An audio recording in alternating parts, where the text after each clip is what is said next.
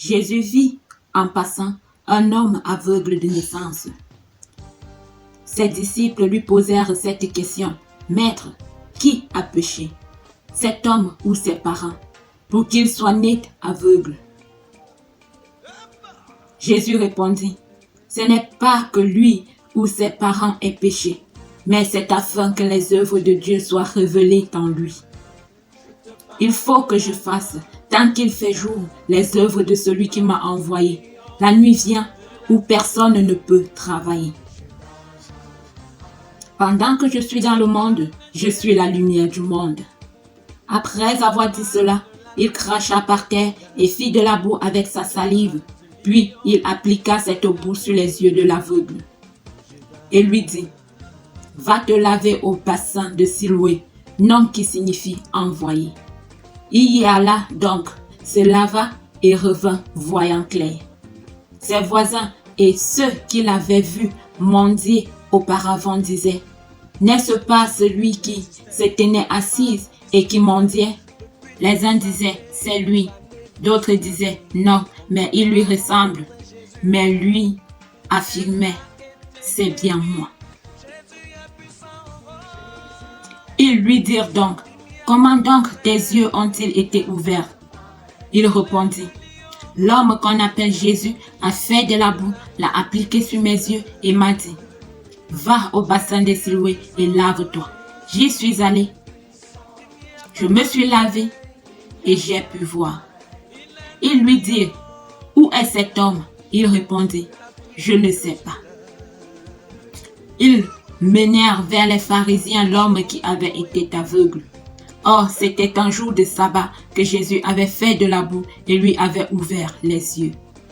Le jour du sabbat, conçu par notre Dieu pour que nous nous reposions. Lorsque nous nous reposons en Dieu, Dieu travaille pour nous, en nous, autour de nous et dans nous. Faisons-lui juste confiance. Donnons-lui notre cœur et il opérera avec efficacité. Il est notre Créateur. Il sait toutes choses en nous. Et il sait le meilleur pour nous. À leur tour, les pharisiens lui demandèrent comment il avait pu voir. Il leur dit, « Il a appliqué de la boue sur mes yeux. Je me suis lavé et je vois. » Je vais vous dire quelque chose à propos des nouveaux convertis. Ils sont tellement éblouis par Jésus. Ils témoignent ce qu'ils savent. On lui demande comment il a fait. Il dit, je ne sais pas, mais je sais qu'il m'a dit, va te laver au bassin. Et il a fait ce que le Seigneur a dit. Il a agi sur la parole de Dieu, car Dieu veille sur sa parole pour les accomplir. Croyons aux saintes Écritures. C'est notre guide, c'est notre notice pour pouvoir survivre dans ce monde, pour pouvoir mener une vie de rêve dans ce monde. Là-dessus, quelques-uns des pharisiens disaient, « Cet homme ne vient pas de Dieu, car il ne respecte pas le sabbat. » Mais d'autres disaient, « Comment un homme pécheur peut-il faire de tels signes miraculeux ?» Et il y eut division parmi eux. Oui, jusqu'à présent, même dans ce monde, il y a des divisions. Il y a ceux qui croient et ceux qui refusent de croire. Mais lorsqu'ils sont face au danger, comme dit une citation, il n'y a pas de non-croyants dans les tranchées. Ils dirent encore à l'aveugle, « Toi, que dis-tu de lui, puisqu'il t'a ouvert les yeux ?» Il répondit, « C'est un prophète. » Les Juifs ne voulurent pas croire qu'il avait été aveugle et qu'il voyait désormais, avant d'avoir fait venir ses parents. Ils les interrogèrent en disant, « Est-ce bien votre fils que vous dites être né aveugle? Comment donc se fait-il qu'il voit maintenant ?» Ses parents leur répondirent, « Nous savons que c'est bien notre fils et qu'il est né aveugle. Mais nous ne savons pas comment il se fait qu'il voit maintenant, ni qui lui a ouvert les yeux. Interrogez-le lui-même, il est assez grand pour parler de ce qui le concerne. » Ses parents dirent cela parce qu'ils avaient peur des chefs juifs. En effet, ceux-ci avaient déjà décidé d'exclure de la synagogue celui qui reconnaîtrait Jésus comme le Messie. Voilà pourquoi ses parents dirent, « Il est assez grand, interrogez-le lui-même. » Les pharisiens appelèrent une seconde fois l'homme qui avait été aveugle et lui dirent, « Rends gloire à Dieu, nous savons que cet homme est un pécheur. » Il répondit, « S'il est un pécheur, je n'en sais rien. Je sais une chose, c'est que j'étais aveugle et maintenant je vois. » Ils lui dirent de nouveau, « Que t'a-t-il fait? Comment t'a-t-il ouvert les yeux? » Il leur répondit, « Je vous l'ai déjà dit et vous n'avez pas écouté. Pourquoi voulez-vous l'entendre encore? Voulez-vous aussi devenir ses disciples? » Ils l'insultèrent et dirent, « C'est toi qui es son disciple, nous sommes disciples de Moïse.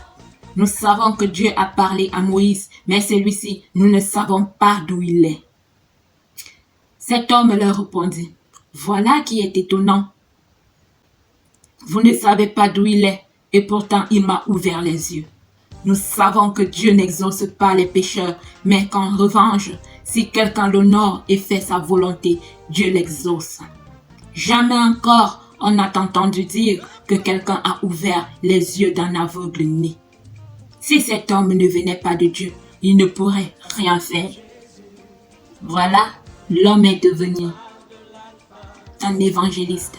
Il parle des œuvres de Dieu. Il parle des œuvres du Saint-Esprit. C'est ainsi la manifestation du Saint-Esprit. Il témoigne la parole de Dieu lorsqu'il disait, « Je les enseignerai moi-même, je mettrai mes lois dans leur cœur, et personne dans le pays n'enseignera à son frère en lui disant, « Toi connais le Seigneur, car tous me connaîtront, du plus petit au plus grand. » Il lui répondit, « Tu es né tout entier dans le péché et tu nous enseignes. » Et ils le chassèrent. Oui, malheureusement, c'est ainsi. Malheureusement. Jésus apprit qu'il l'avait chassé.